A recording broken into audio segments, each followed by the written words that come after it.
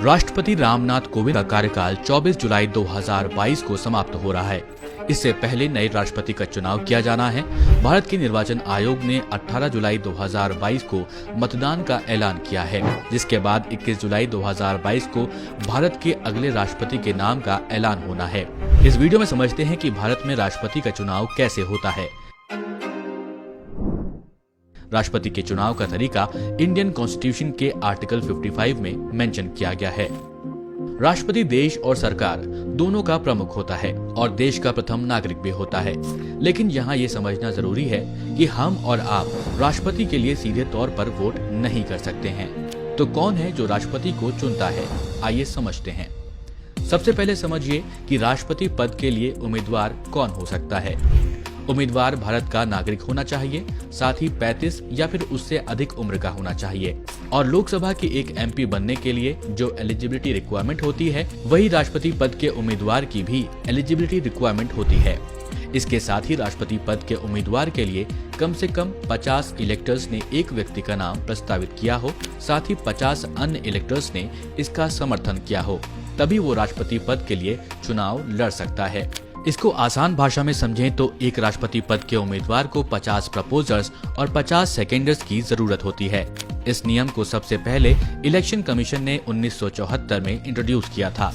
कारण ये था कि नॉन सीरियस कैंडिडेट्स भी इस पद के उम्मीदवार बन जाया करते थे, जिसके कारण 1974 में जब प्रपोजर्स और सेकेंडर्स का नियम लाया गया, तब एक पोटेंशियल कैंडिडेट को 10 प्रपोजर्स और 10 सेकेंडर्स की जरूरत होती थी और 2500 रुपए की सिक्योरिटी डिपॉजिट भी अनिवार्य कर दी गई थी।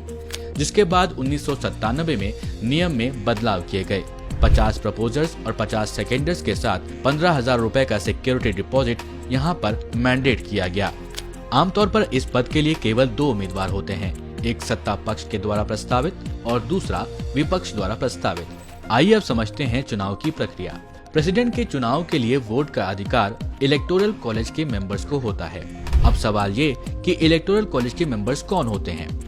जहां आपको बता दें कि संसद के दोनों सदन यानी कि राज्यसभा और लोकसभा के निर्वाचित सदस्य यानी कि एमपीज और राष्ट्रीय राजधानी क्षेत्र दिल्ली और केंद्र शासित प्रदेश पुडुचेरी सहित सभी राज्यों की विधानसभाओं के निर्वाचित सदस्य यानी एमएलएस इलेक्टोरल कॉलेज के मेंबर होते हैं। यहाँ एक बात ध्यान देने वाली है कि पिछले 2 राष्ट्रपति चुनावों से जम्मू और कश्मीर इस वोटिंग प्रोसेस के लिए एलिजिबल नहीं है। साथ ही विधान परिषद के सदस्य और राज्यसभा के 12 नॉमिनेटेड मेंबर्स प्रेसिडेंट के चुनाव के लिए वोट नहीं कर सकते हैं। अब इसके पीछे की मैथ्स को 2022 में होने वाले राष्ट्रपति चुनाव के हिसाब से समझने की कोशिश करते हैं। इलेक्टोरल कॉलेज में टोटल इलेक्टर्स हैं 4809, 543 लोकसभा एमपीज और 233 राज्यसभा एमपीज और साथ ही साथ 4033 एमएलएस। अब यहाँ एक वोट की वैल्यू एक नहीं होती है। एमपीज और एमएलएस की वोट वैल्यूज अलग अलग तरह से कैलकुलेट करी जाती हैं। पहले बात करते हैं एक एमएलए की वोट की वैल्यू कैलकुलेशन की।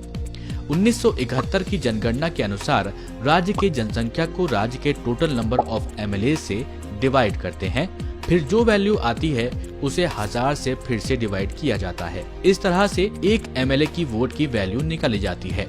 अब यहाँ आपको बता दें कि हर राज्य के एमएलए की वैल्यू अलग अलग होती है। जैसे उत्तर प्रदेश में एक एमएलए के वोट की वैल्यू है 208, महाराष्ट्र में है 175, वहीं अरुणाचल प्रदेश में एक एमएलए की वोट की वैल्यू है 8। इलेक्शन कमीशन के अनुसार आज के समय में एमएलए वोट्स की ओवरऑल वैल्यू 5,43,231 है।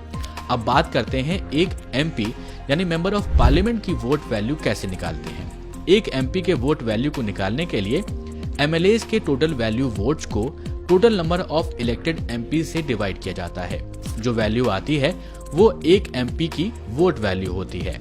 जैसे कि आप एग्जाम्पल में देख सकते हैं, यहाँ पर 5,43,231 जो कि total value of votes of MLAs है, उसको डिवाइड किया गया है टोटल नंबर ऑफ एमपीज यानी 776 से। लोकसभा के और राज्यसभा के मेंबर्स को ऐड करके ये वैल्यू आई है जो कि है 776। अगर आप total value of votes of MLAs को डिवाइड करेंगे नंबर ऑफ इलेक्टेड एमपीज से तो ये होगी 700। तो ये तो बात हो गई कि वोट वैल्यू कैसे निकाली जाती है। अब इलेक्टोरल कॉलेज की टोटल वोट वैल्यू को देखें तो ये होगी 5,43,200 यानी कि एमपीज की टोटल वोट वैल्यूज प्लस 5,43,231 यानी कि MLAs की total vote values equals to 10,86,431। अब जीत के लिए चाहिए इस वैल्यू का 50% यानी 5,43,216 5,43,216। हमारे देश भारत के अगले राष्ट्रपति 25 जुलाई को शपथ लेंगे। सुप्रीम कोर्ट के चीफ जस्टिस इस पद के लिए शपथ दिलाते हैं। इस वीडियो को लाइक करें, शेयर करें और कमेंट करके हमें अपना फीडबैक जरूर दें।